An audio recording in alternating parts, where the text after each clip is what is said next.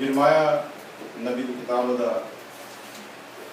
32 अध्याय यिर्मयाह 32 वर्स 27 जल्दी जल्दी पढ़ेंगे उसके बाद क्या Yirmiyah 32 verse 22 27 वेख मैं सारे वसीयतदा यहोवा परमेश्वर हाँ कि कोई काम मेरे लिए कठिन है। Hallelujah hallelujah. देख मैं सारे बशर का खुदा हूँ, क्या कोई काम मेरे लिए मुश्किल है। Hallelujah hallelujah. तो खुदा का कलाम क्या कह रहा है? मैं सारे बशर का खुदा हूँ और क्या कोई काम मेरे लिए दुश्वार मुश्किल है। तो खुदा के लिए कोई भी काम मुश्किल नहीं। हालेलुया। हमारे लिए मुश्किल हो सकता है लेकिन खुदा के लिए ना कभी मुश्किल था, ना है और ना हो सकता है। Hallelujah hallelujah. तो एक वीडियो क्लिप देखेंगे उसके बाद विचार करेंगे। हालेलुया।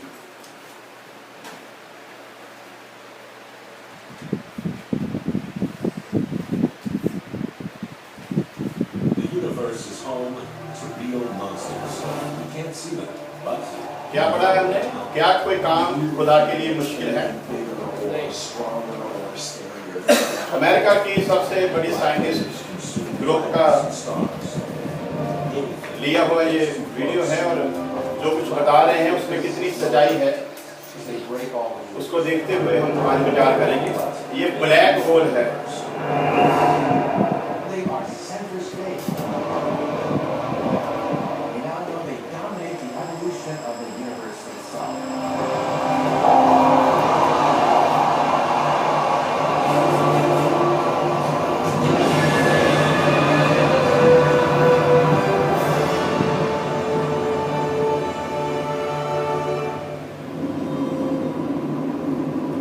इसका आकार इतना बड़ा है कि हम सोच भी नहीं सकते। धरती से बड़े बड़े जो ग्रह हैं उनको अपने अंदर लेते हुए ये उस धरती की ओर जहाँ पर हम रह रहे हैं 10,000 किलोमीटर प्रति सेकंड की रफ्तार से बढ़ रहा है। कितना जी? 10,000 किलोमीटर प्रति सेकंड की रफ्तार से जमीन की ओर बढ़ रहा है और जितनी इसकी घूमने की गति है जो भी चीज इसकी रेंज में आ जाती है उसी वक्त जलकर फना हो जाती है। और जब हम देखते हैं कि बाइबल में लिखा है कि जमीन आसमान उसके आगे भाग है और उन्हें कोई भी जगह नहीं मिली। तो खुदा की कुदरत के बारे में जब हम देखते हैं और जो वर्ष हमने पढ़ी कि क्या कोई काम मेरे लिए मुश्किल है, थोड़ी देर यदि विचार करें 6,000 साल पहले खुदा ने आदम को बनाया और जब आदम को बनाया उससे पहले ये सब कुछ बना दिया और जब ये सब कुछ बनाया उसी वक्त जब सब कुछ बना दिया सबके बाद उसने ब्लैक होल को बनाया और ब्लैक होल के लिए फिर उसने नियम ठहराया कि ब्लैक होल के लिए फिर खुदा ने ये नियम ठहराया कि तूने इस गति से चलना है और वो खुदा के हुक्म में तब से लेकर आज तक चलता आ रहा है और इतनी स्पीड से चलता आ रहा है 6,000 साल से भी पहले। तो आप विचार करें कि कौन है जो खुदा की गहराई को जान सकता है। साइंटिस्टों ने बड़ी खोज की ब्लैक होल के बारे में।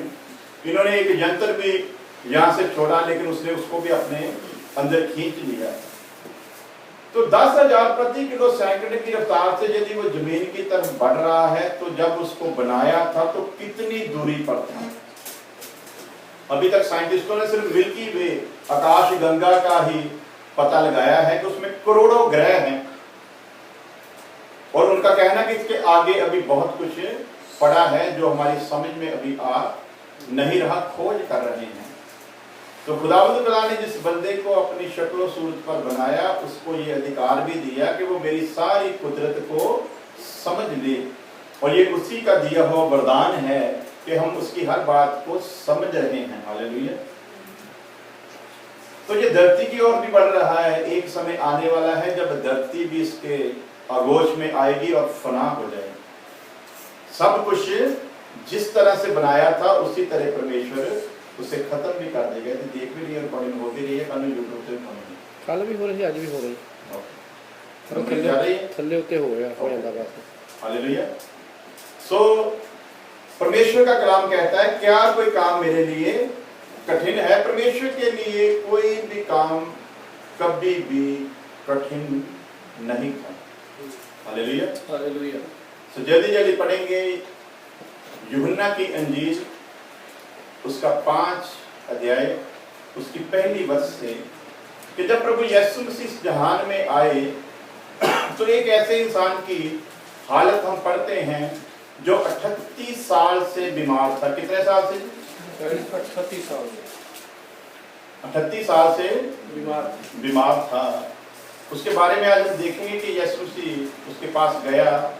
जब यीशु मसीह पहुंचा तो वो कहां पर था? पढ़ेंगे कौन सी बात? पहली वर्ष से पढ़ेंगे। आद विच शब्द सी यूहन्ना 5 की पहली आयत। 5 ਇਹਦੇ ਪਿੱਛੋਂ ਯਹੂਦੀਆਂ ਦਾ ਇੱਕ ਤਿਉਹਾਰ ਸੀ ਅਤੇ ਯਿਸੂ यरूशलेम में गया। हालेलुया। सबसे रुकांगे। यहूदियों का त्योहार था और यीशु कहां पर गया जी? यरूशलेम। मैंने पहले भी कई बार बताया किसी भी जगह का जिक्र यूं ही नहीं आया। वो यरीहो में गया, वो सामरिया में गया, वो कुएं पर बैठ गया, वो यरीहो में से निकलकर यरूशलेम की ओर जा रहा था, वो यरूशलेम से निकलकर यरीहो की ओर जा रहा था। ऐसे नहीं लिखा गया। वहां पर यह भी लिखा जा सकता था कि यीशु मसीह एक नगर को जा रहा था, लेकिन जहां पर किसी बात का जिक्र आया है उसका खास एक मकसद है। हालेलुया। और उस मकसद को जानने के लिए परमेश्वर ने हमें समझ दी। Praise the Lord.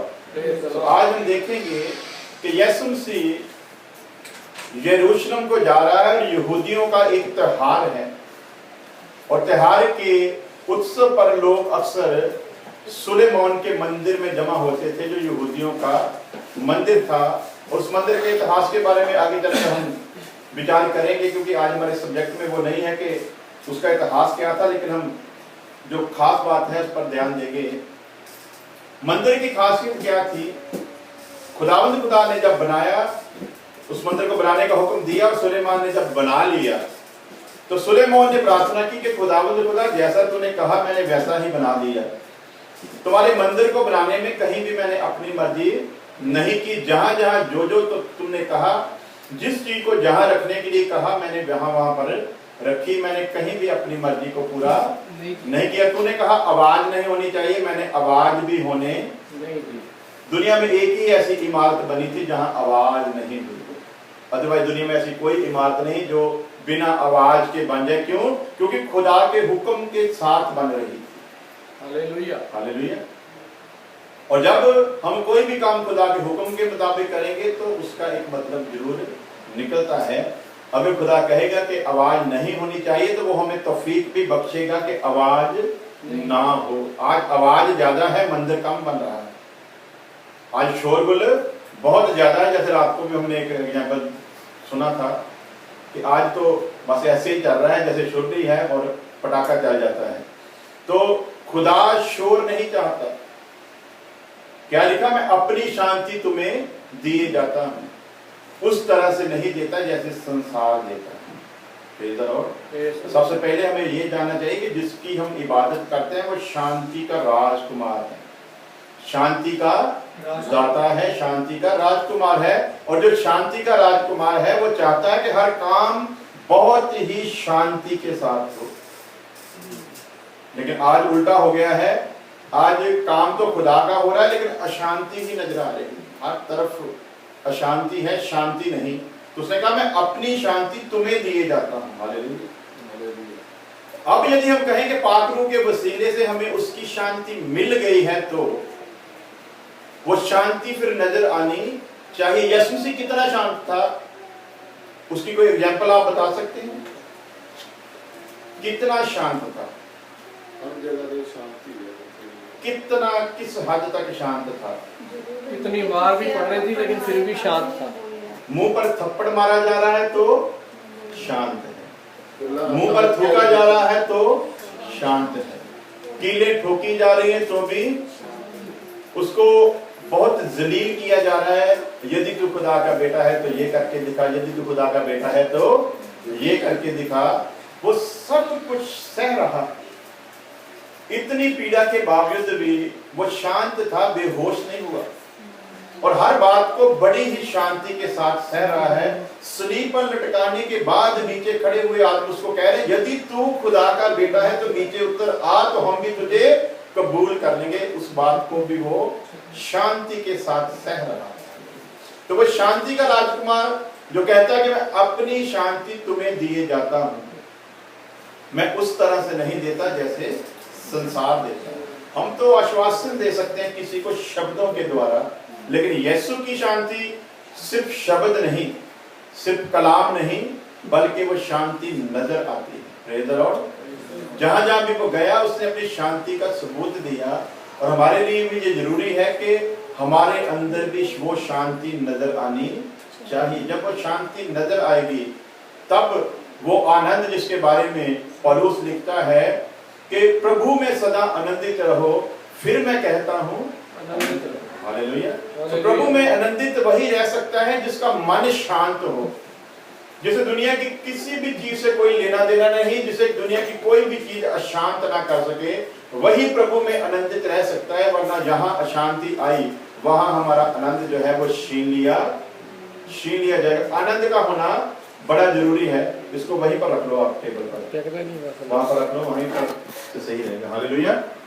सो परमेश्वर की शांति, यीशु की शांति जो वो दिए जाता है, जिसके बारे में वायदा करता है, वो शांति जब हम में होगी तो फिर हमें किसी भी चीज की चिंता नहीं, किसी भी चीज की फिर हमें परवाह नहीं होगी। क्यों नहीं परवाह होगी? क्योंकि हमें पता होगा कि यीशु की शांति हमें मिली हुई है। हालेलुया। तो उसी शांति को लेकर हम आगे बढ़ते हैं। वो जो शांति का राजकुमार है, वो जिसके द्वारा सब कुछ पैदा किया गया, उसके ही कलाम में लिखा है, क्या कोई काम मेरे लिए कठिन है? परमेश्वर के लिए ना कभी कोई काम कठिन था, ना कभी है और ना हो सकता है। हालेलुया। जन्म का अंधा जब चंगा किया गया तो चंगाई को देखकर उन्होंने परमेश्वर की प्रशंसा नहीं की, तारीफ नहीं की कि खुदा के फजल से एक जन्म से अंधा जो है वो देखने लगा है, बल्कि जो विवाद करने वाले थे वो उनसे कह रहे हैं, तू क्यों देख रहा है? तुझे तो अंधा ही रहना चाहिए था। तू क्यों, सीधे लिखा है कि तू क्यों देखता है? उसने कहा, प्रभु यीशु मसीह ने मुझे देखने की शक्ति दी है। हालेलुया। तो यीशु ने देखने की शक्ति दी है। तो विवाद तो बहुत आगे तक बढ़ गया, लेकिन वो भी हमारे सब्जेक्ट में नहीं है। फिर वापस आते हैं। वो शांति का राजकुमार जो कहता है कि कोई भी काम मेरे लिए कठिन नहीं। हालेलुया। तो आगे बढ़ते हैं कि काम जब कठिन नहीं है तो हमें क्यों लगता है कि ये काम नहीं हो सकता?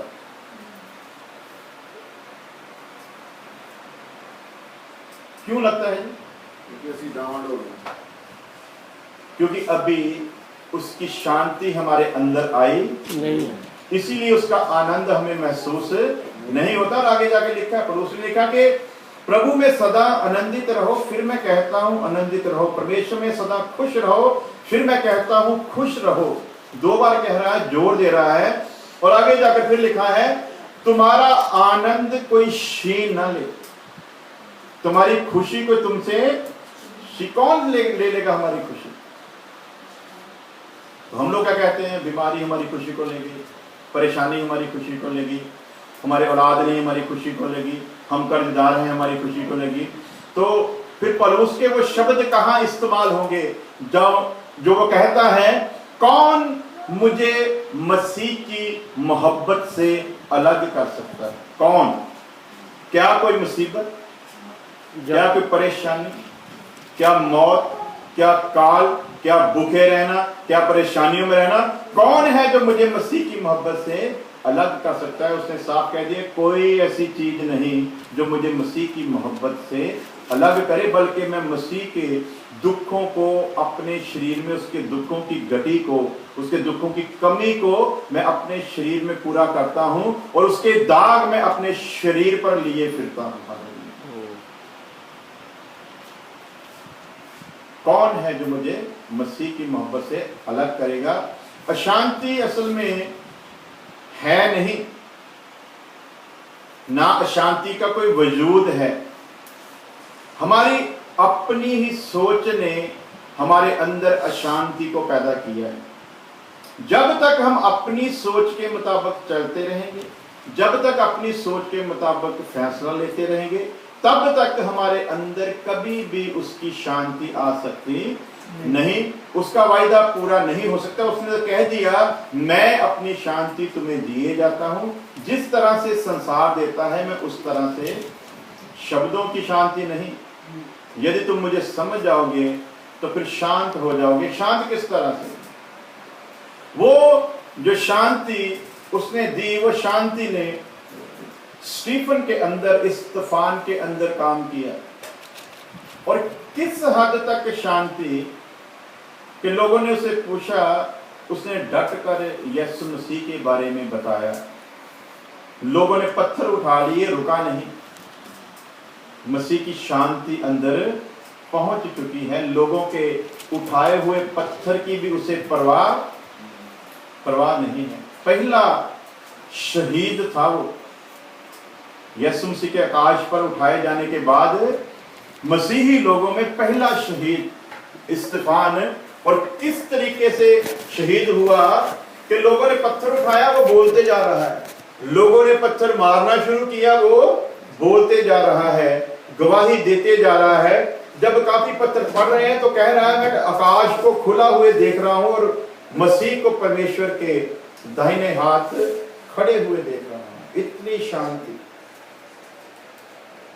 कि पत्थरों की भी परवाह नहीं है। वो पत्थर उसके सिर पर भी लग रहा होगा, आंख पर भी लग रहा होगा, नाक पर भी लग रहा होगा, मुंह पर भी लग रहा होगा, लेकिन इस किसी भी चीज की उसे परवाह नहीं है।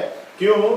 क्योंकि वो असली जीवन को जान चुका है, असली शांति उसके अंदर पहुंच चुकी है, और अब उसे पता है इस जीवन से छुटकारा होगा तभी मैं असली जगह पर पहुंच पाऊंगा। हालेलुया। तभी मुझे यीशु के चरणों में बैठने का मौका मिलेगा। अदरवाइज जब तक मैं इस जहान में रहूंगा, प्रभु से मैं दूर रहूंगा। हालेलुया। इसलिए पौलुस ने लिखा, मरना मेरे लिए लाभ की बात, जीना मसीह से मरना। यदि जीवित हूं तो मसीह के लिए, यदि मर भी जाता हूं तो मेरे लिए लाभ की बात है। क्यों? क्योंकि कलाम में लिखा है, उसके कारण मरने वाले लोग जो हैं वो उसकी नजर में रहते हैं। हालेलुया। Praise the Lord. क्या कोई काम कठिन है परमेश्वर के लिए? और यहाँ पर हमने जो शुरू किया उसे जल्दी जल्दी से पढ़ेंगे कि वो यहूदियों का त्योहार था। इसका मतलब तो सीधा सीधा है कि वहां पर यहूदियों ने ही इकट्ठे होना था और दूसरे लोगों को अपने बीच में लेते भी। और उस त्योहार का जो जश्न था वो सुलेमान के मंदिर में मनाया जाना था। और सुलेमान के मंदिर में एक ऐसी जगह थी जो अलग थी, और वहां पर सिर्फ रोगी लोग ही थे, बीमार लोग ही थे। उनमें कुछ ऐसे लोग थे जिनको घर वालों ने निकाल दिया था बीमारी के कारण, कि अब ये हमारे किसी भी काम का नहीं रहा। और उन्हीं बहुत सारे बीमारों में एक 38 वर्ष का बीमार था। कितने साल का जी? 38 साल से वो बीमार था, और हालत इतनी खराब हो गई थी कि जहां पर वो बैठा था वहां पर वो चाहता था कि उसे चंगियाई मिल जाए। बड़ी बार कोशिश भी की उसने, लेकिन चंगियाई को प्राप्त कर नहीं सका। वजह क्या थी? यरूशलेम में लिखा है कलाम में कि फरिश्ता जो था वो एक निर्धारित समय पर, परमेश्वर के ठहराए हुए समय पर फरिश्ता उस जगह पर उतरता था। उस जगह पर एक पानी का कुंड था, एक तालाब था। उस जब फरिश्ता उतरता था पानी को हिलाता था, और जैसे ही पानी को हिलाता था, शरीयत क्या कहती है, उस वक्त का कानून क्या था कि जो भी आदमी जैसे ही फरिश्ता पानी को हिलाएगा, जो भी आदमी पहले उस पानी में छलांग लगा देगा वो ठीक हो जाएगा। 38 साल से कोशिश में है, 38 साल से इसी यत्न में लगा हुआ है, इसी कोशिश में लगा हुआ है कि मुझे कहीं ऐसा मौका मिल जाए कि जब फरिश्ता पानी को हिलाए तो मैं पहले उतरने वाला बन जाऊं। 38 साल से उसे मौका नहीं मिल रहा था। कंडीशन क्या है कि घर वाले भी छोड़ गए हैं, कंडीशन क्या है कि रिश्तेदार भी छोड़ गए हैं। अब ये किसी काम का नहीं रहा, इसलिए उसे वहीं पर छोड़ दिया है। आगे चलकर स्टोरी में हम पढ़ते हैं जो लिखा है ना, स्टोरी यानी कि स्टोरी ये नहीं कि कोई मनगढ़ंत बात है, कभी कभी कहना पड़ता है असलियत जो बात है। कभी कभी लोग कहते हैं ऐसी बातों को कहानी मत कहा करो, तो कभी कभी बात को समझाने के लिए कुछ शब्द ऐसे हैं जो इस्तेमाल करने पड़ते हैं। तो इस इंसान की जिंदगी के उस वाक्य के बारे में जब हम पढ़ते हैं तो इसके घर वाले इसे छोड़ गए थे और ये इंतजार करता रहा कि कब फरिश्ता पानी को हिलाए और मुझे पहले उतरने का मौका मिल जाए। यहूदियों का त्योहार था और यीशु भी यरूशलेम में आया। क्यों? क्योंकि वो खुद भी यहूदी था। यहूदियों के उस त्योहार में शामिल होते वक्त यीशु मसीह उस तरफ जा रहा है, यहाँ रोगी ही रोगी हैं, बीमार ही बीमार हैं, और सभी बीमारों की एक जमात है वहां पर। और यीशु की नजर उस 38 साल के बीमार के ऊपर पड़ी और यीशु मसीह उस 38 साल के बीमार के पास गया। क्या औरों को चंगे होने की जरूरत नहीं थी? तो क्या 38 साल के बीमार के अलावा यीशु मसीह ने वहां पर किसी को चंगा किया? यदि यीशु सिर्फ बीमारों को चंगा करने के लिए आया होता तो वहां पर कोई भी बीमार बाकी ना रहता, वो सबको चंगा कर सकता था। एक जगह पर लिखा है कि वो नगर में गया, जिनको जरूरत थी चंगा होने की उन्हीं को चंगा किया। एक नगर में गया, वहां पर लिखा है कि उसने, पंजाबी च कह दी, हौका भरिया उन्हां लोकां दियां आदतां नूं देख के यीशु ने हौका भर के ਇਹ ਕਿਹਾ, ਇਹ लोग निशानियां मंगते हैं पर इन्हां नूं कोई भी निशानी दिती नहीं जाएगी। तो लिखा यीशु उस नगर में छड़ के चला गया। क्यों ये बातें लिखी गई हैं? ताकि हम कलाम की गहराई को गहराई तक जान सके और समझ सके कि परमेश्वर हमें चाहता क्या है। यीशु मसीह बीमारों की टोली में पहुंचा है और सिर्फ एक आदमी के पास गया और सवाल क्या करता है उस बीमार से जो 38 साल से बीमार है, क्या तू ठीक होना चाहता है? Hallelujah hallelujah. क्या तू ठीक होना? क्यों जी भैन जी, अज मैं तुहानू पुछां भैन जी दसो तुसीं ठीक होना चाहते हो? मेरा ख्याल तुहानू गुस्सा आ जाऊगा भी मेरी हालत नूं देख के तैनूं नजर नहीं आउंदा।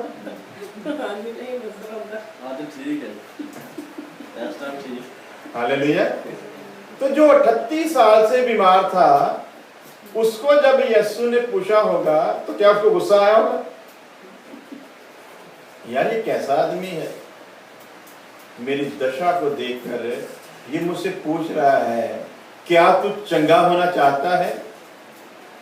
उसके पीछे एक वजह थी। यीशु सोच को भी जानना चाहता है, यीशु हृदय से इंसान को जानना चाहता है। यीशु उसको ठीक करके कुछ लोगों के लिए एक एग्जाम्पल छोड़कर जाना चाहता है। जब उसके साथ ये बात की होगी तो सभी के कान खड़े हुए होंगे। जब बीमार को कहा ना 38 आके क्या तू चंगा होना चाहता है, कुछ लोगों को तो गुस्सा आएगा, इसने हमारे साथ क्यों नहीं बात की, हमको क्यों नहीं कहा कि तू चंगा होना चाहता है, या ये क्यों नहीं कहा कि क्या आप सभी लोग चंगा होना चाहते हो? तो आज भी तो ऐसा ही होता है, कन्वेंशनें होती हैं या चर्च में पास्टर लोग पुलपिट पर खड़े होते, हाँ जी जो जो चंगा होना चाहते हैं जी आगे आ जाओ। उनमें से एक आध आदमी चंगा हो जाता, बाकी बीमार ही रह जाते हैं। तो जो बीमार रह जाते हैं उनका ईमान जो है वो गिर जाता है। यार वो जो चंगा हुआ ना, इन्होंने ऐसे ही पकड़ कर लाए होंगे, कुछ पैसा वैसा दिया होगा, कह दिया होगा कि तू गवाही दे देना कि मैं चंगा हो गया। लेकिन यीशु की फितरत ऐसी नहीं थी। किसको वो चंगा करना चाहता है वही चंगा होगा। किसके ऊपर वो रहम करना चाहता है उसी पर रहम किया जाएगा, सभी पर नहीं। क्यों? इतनी दुनिया बनाई, किसी को हद से ज्यादा काला बना दिया। एक काला मेरी एक दिन गाड़ी में आकर बैठ गया, मैं डर गया उसको देखकर, रात का समय था, वो नजर ही नहीं, मैं शीशे में देख रहा था पीछे उसको, वो नजर ही नहीं आ रहा, इतना काला था। तो मैंने देखा खुदावन खुदा तूने इस कंट्री में खूबसूरती का भी तूने अंत कर दिया। इतने खूबसूरत लोग हैं कि इंसान देखता ही रह जाता है, और इतने बदसूरत भी बनाए कि उनको देखने को भी दिल नहीं करता। क्यों? परमेश्वर की नजर में बदसूरत और खूबसूरत की कोई भी अहमियत नहीं। जबकि कलाम को गौर से पढ़ोगे तो बदसूरत ही बादशाहत के अधिकारी हुए हैं। क्यों? क्योंकि खूबसूरतों से उसने एक सवाल करना है कि मैंने तुझे खूबसूरत बनाया था, तो जो खूबसूरत नहीं था उसकी तरफ देखकर तूने मेरी शुक्रगुजारी क्यों ना की? जो तुझसे नीचे था उसकी तरफ देखकर तूने मेरी शुक्रगुजारी क्यों नहीं की? जो तुझसे गरीब था उसकी तरफ देखकर तूने मेरी शुक्रगुजारी क्यों ना की? जो तुझसे कहीं हद बेहतर बेहाल था तूने उसको देखकर मेरी शुक्रगुजारी क्यों नहीं की? इंटेलिजेंट जिनको बहुत बहुत एजुकेशन दी उनसे भी सवाल करेगा खुदा, मैंने तुझे दुनिया में इतना आदर दिया, इतनी इज्जत दी, तूने मेरी शुक्रगुजारी क्यों ना की? खुदा को और कुछ भी नहीं चाहिए सिवाय शुक्रगुजारी। हालेलुया। इसकी हालत पर यदि गौर किया जाए तो मैं समझ सकता हूं कि बीमारी ने इसे इतना बदसूरत बना दिया था कि इसकी हालत को देखकर यीशु को तरस आ गया। अब चंगे बलों पर क्यों नहीं आया जी तरस?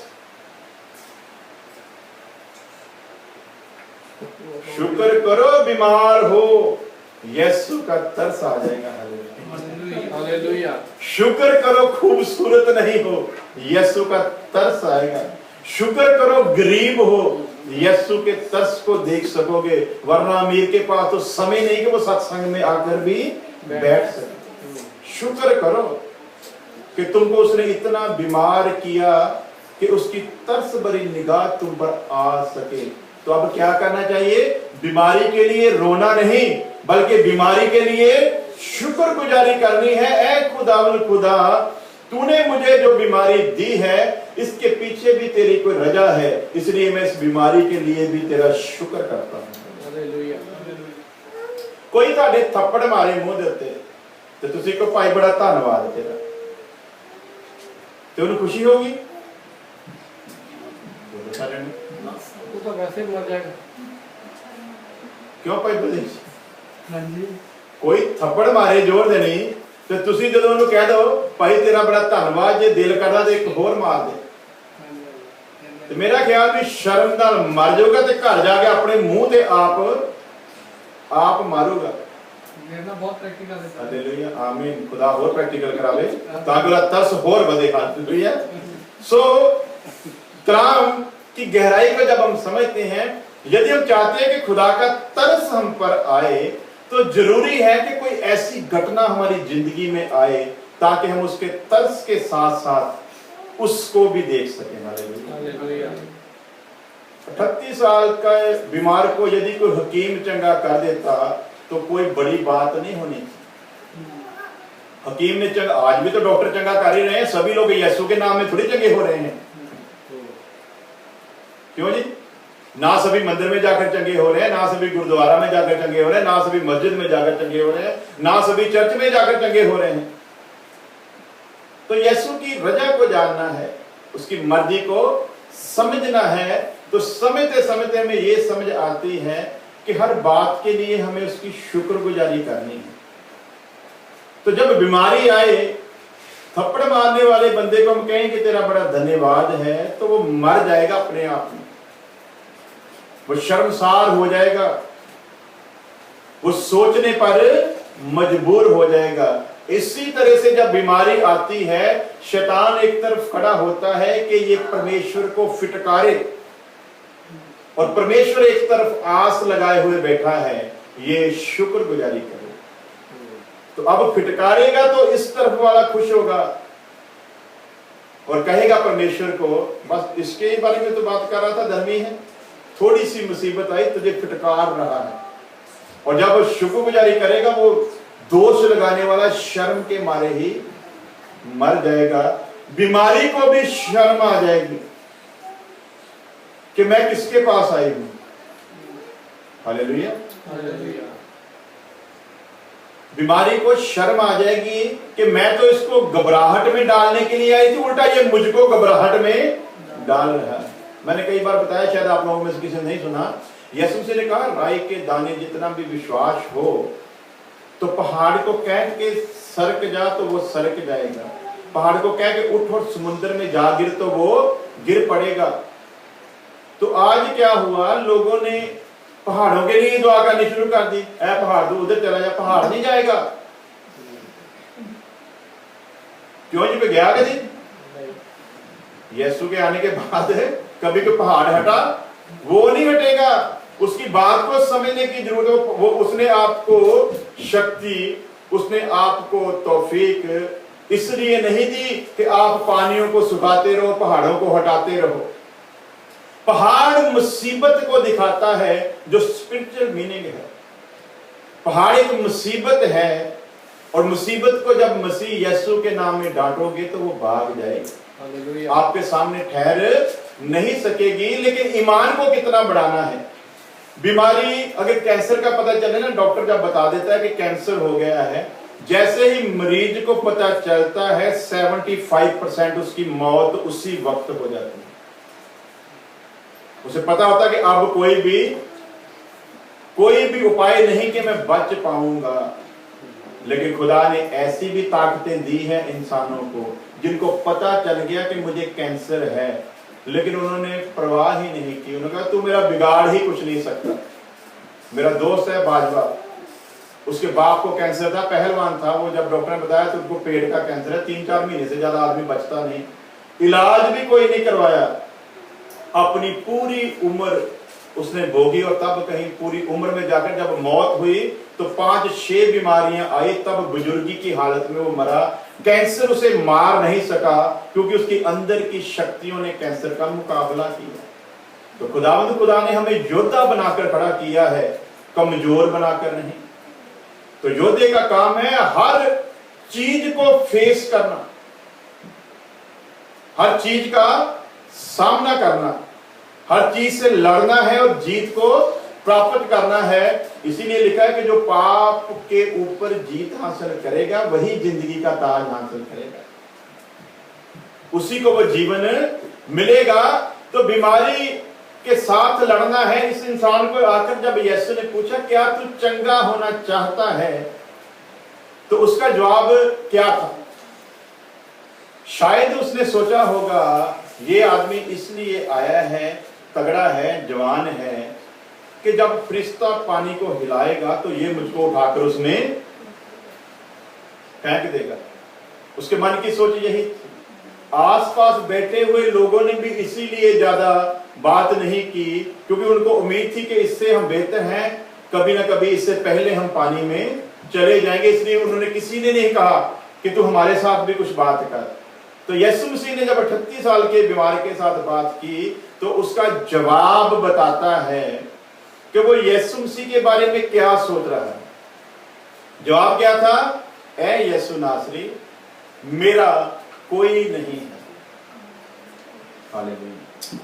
की है जी? कोई नहीं, मेरा कोई नहीं है नहीं सीखा। ऐसी पर छड़ गए।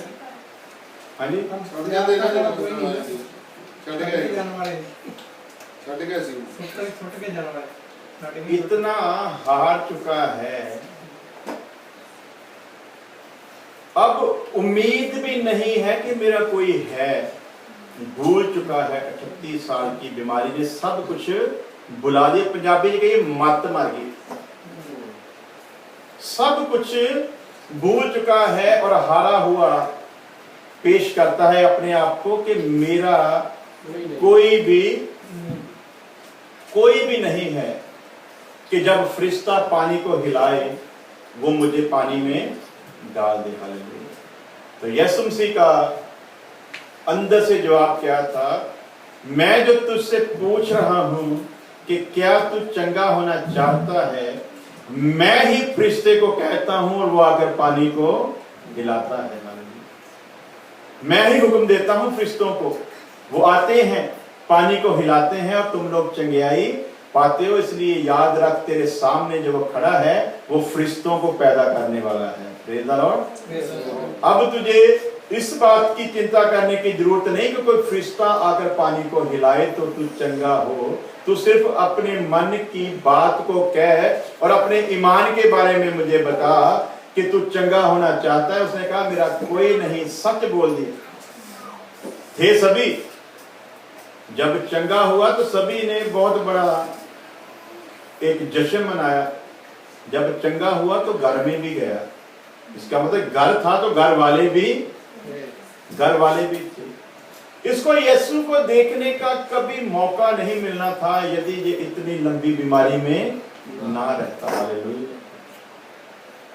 आप कितने भी अमीर हो, यदि आप जन्नत में ना जाएं तो किसी काम के नहीं।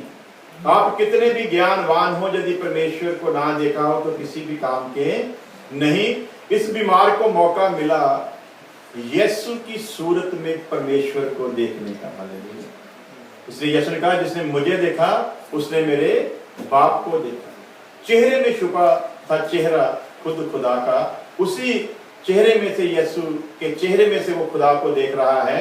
और यीशु ने कहा कि अब तुझे पानी में भी जाने की जरूरत नहीं, अब फरिश्ते को पानी को हिलाने की भी जरूरत नहीं, मैं कहता हूं उठ और चल। लिखा वो उसी वक्त उठा और चलने फिरने लगा। जब ये हुआ होगा तब वहां पर बवाल मच गया होगा। जब 38 साल के बीमार को उठते देखा होगा तो सभी रोगी जो थे चिल्ला उठे होंगे कि तू हमको भी चंगा कर दे। लेकिन क्या लिखा? 38 साल के बीमार के अलावा यीशु ने किसी को चंगा नहीं किया। तो क्या उन पर तरस नहीं आया था? बोलो। जो खुदा कह रहा है क्या कोई काम मेरे लिए कठिन है, क्या कोई काम मेरे लिए मुश्किल है? देख मैं सारे बशर का खुदा हूं। आज तो असं लड़ी जाने, नहीं जी सरदारां दा खुदा आया, वो कहना नहीं जी हिंदुआं दा खुदा आया, वो कहना नहीं जी मुसलमानां दा खुदा आया, वो कहना नहीं जी ईसाइयां दा खुदा आया।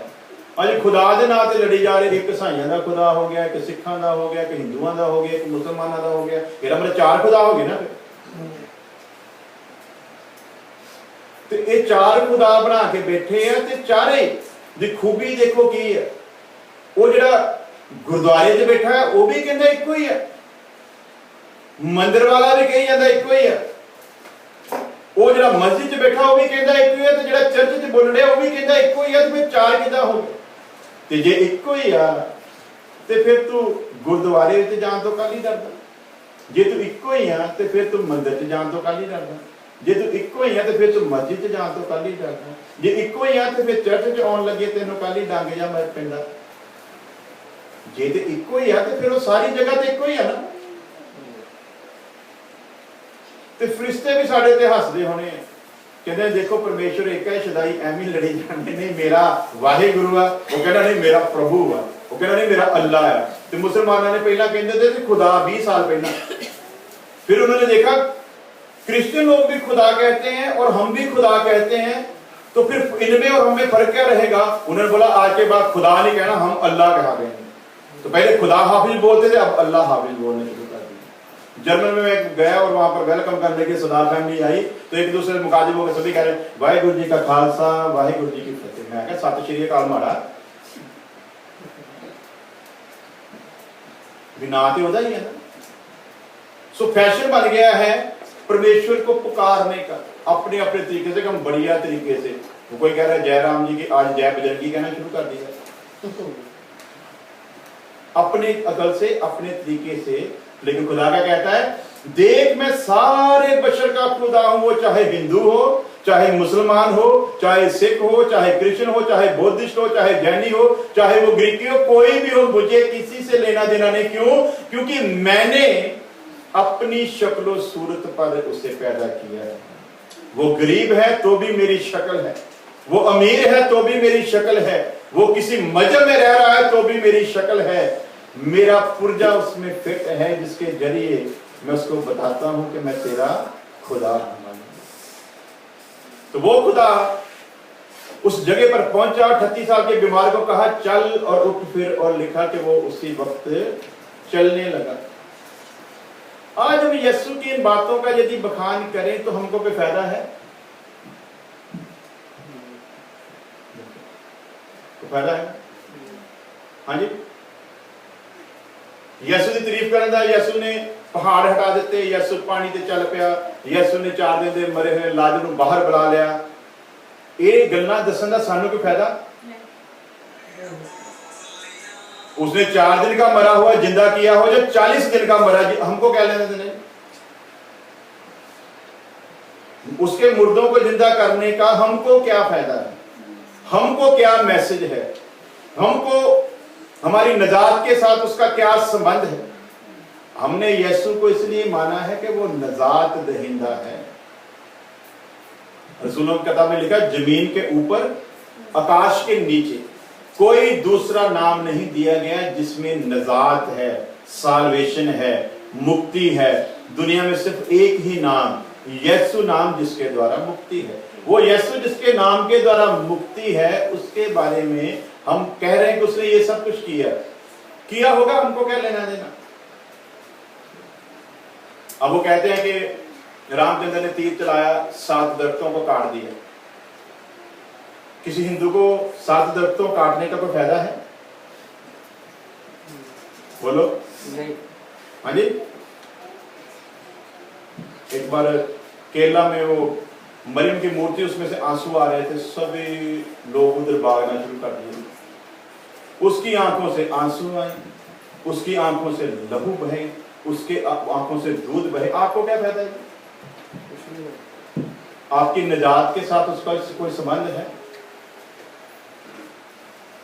कोई भी संबंध? तो जो हमारी निजात के साथ संबंध ही नहीं रखती बात, उससे हमको क्या लेना? एक बार हम पहाड़ों में गए तो मेरे एक दोस्त ने फोन किया, बोलता उधर यीशु की मूर्ति नकोदर में लगी है, उसमें लहू बह रहा है। मैंने वहां लहू बहे चाहे पानी बहे, मुझको क्या लेना देना? भी मूर्ति, मैं तो मूर्ति को मानने वाला ही नहीं। मैं तो जिस कलाम को पढ़ता हूं उसमें लिखा है, लानती है वो आदमी जो किसी मूर्त के आगे सजदा करता है। तो जब मैं मूर्त को मानता ही नहीं तो मुझको क्या लेना देना कि मूर्त के लहू आए, पानी आए, जब दूध आए, मुझको क्या लेना देना है? तो शैतान ने बांधा हुआ है। मूर्ति के साथ कोई बेअदबी करता है, हम लोग बवाल खड़ा कर देते हैं। इसका मतलब मूर्ति में विश्वास है हमारा। हम साबित करना चाहते हैं कि मूर्ति हमारे लिए कोई अहमियत रखती है, तो फिर लोगों की तरह मूर्ति पूजे के बनो ना। तो जहां फिर कहो कि वो यीशु की मूर्ति है ही नहीं, उसके कोई मुंह पर थूके, उसको कोई गिरा दे। जब खुद वो आया तब उसने कुछ नहीं किया, तो अब क्या करेगा? उसको गुस्सा नहीं आता, हमको आ रहा है। इसका मतलब हम यीशु से बड़े हैं, यीशु से ताकतवर हैं। हम बताना चाहते हैं वो कमजोर था, हम में बहुत ताकत है, हम ये कर देंगे, हम वो कर देंगे। मैं सारे बशर का खुदा हूं, कोई भी काम मेरे लिए कठिन नहीं है। उसने 38 साल के बीमार को चंगा किया, हमको कोई लेना देना नहीं। उसने 4 दिन के मरे हुए लाजर को चंगा किया, हमको कोई वास्ता नहीं। जिंदा लाजर हुआ होगा, 40 साल और जिया रहा होगा, वही जिया ना, हमको क्या लाभ है? तो आज ऐसी ही बातें बताकर हम लोगों को प्रभावित करते हैं, यीशु ने ये कर दिया, यीशु ने वो कर दिया। तो बोलता है, दूसरा आदमी बोलेगा हमको क्या लेना देना, हमारे गुरु ने नहीं किया।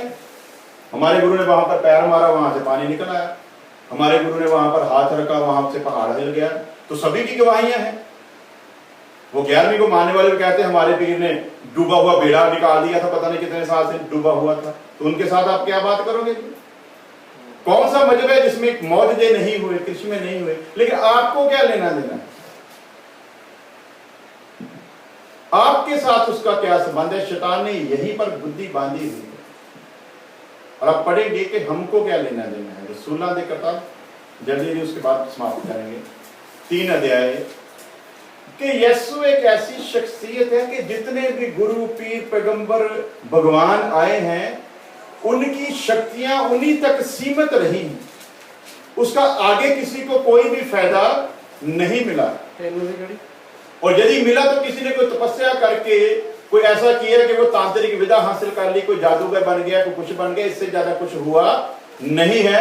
जहां पर किसी को उन्होंने धार्मिक ग्रंथ से बता दिया, बताने वाले की कोई खूबी ना रही, सुनने वाले के अंदर ईमान जागा, उसने उस तरह का कर्म करना शुरू कर दिया और उसके कर्म का फायदा उसको मिल गया। ज्यादा से ज्यादा बस यही हुआ, इससे ज्यादा कुछ भी हुआ नहीं। तो अब देखते हैं कि जिस यीशु के बारे में हम सुन रहे हैं उसने ये सब किया, उससे हमको लेना देना नहीं। क्या आज भी उसके नाम में कुछ हो रहा है? जो जिंदा है वो आवाज को सुनता है। जो मर गया उसके पास खड़े होकर जितना मर्जी कह दो कि एक बार आंखें खोल दे, एक बार मुझसे बात कर दे, एक बार तो अपनी बेटी को देख ले, एक बार तो अपने बेटे को देख ले, वो मरा हुआ है, नहीं सुनेगा। तो यीशु के बारे में लिखा वो जिंदा आकाश पर उठाया गया इसलिए सुनता है। मेरे नाम में मेरे बाप से जो कुछ भी मांगोगे वो तुम्हें दे देगा।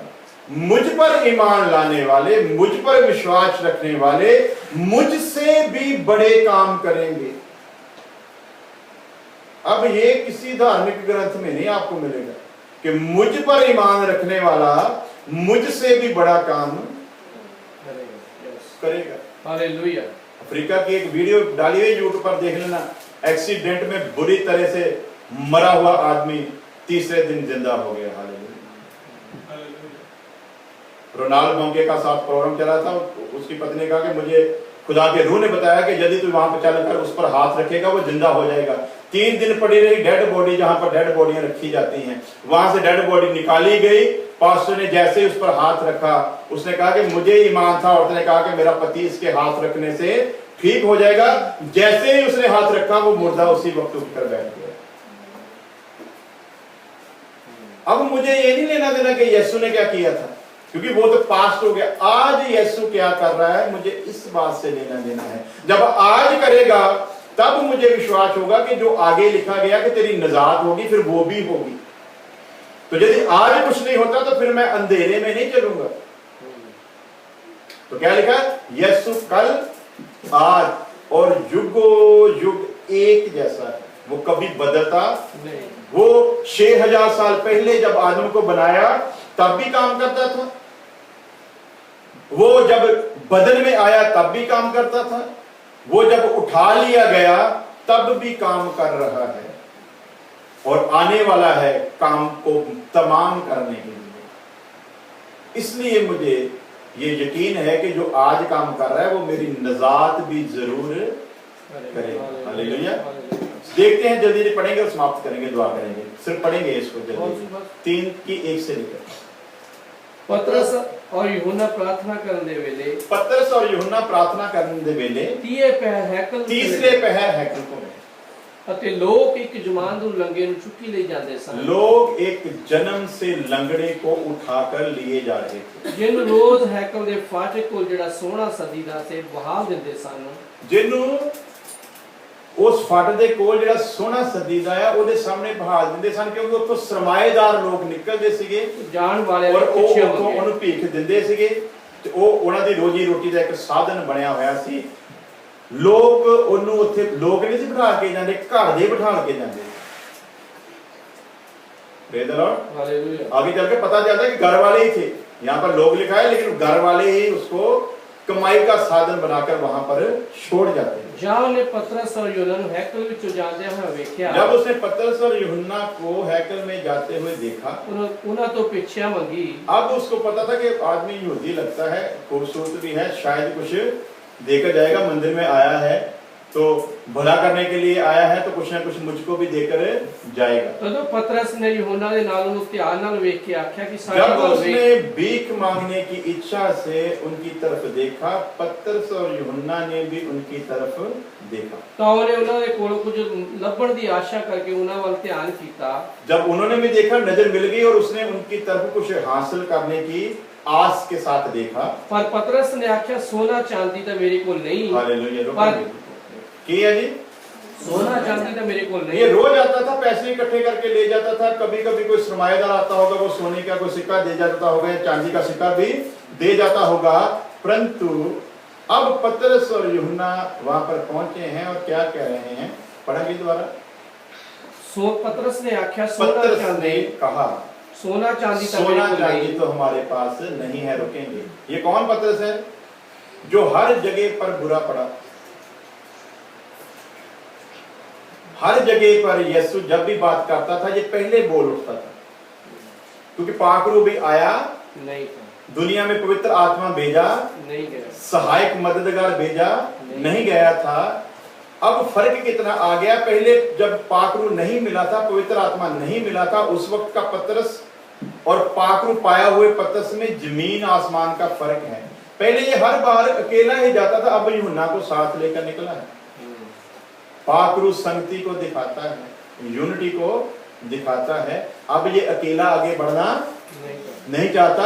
अब ये यूहन्ना को लेकर वहां पर गया। ये वही पतरस है जो आगे बढ़कर हर बात करता था। यीशु पानी पर आ रहा है, इसने बोला मुझको भी इजाजत दे, मैं चल रहा हूं। चलने लगा तो डूबने लगा।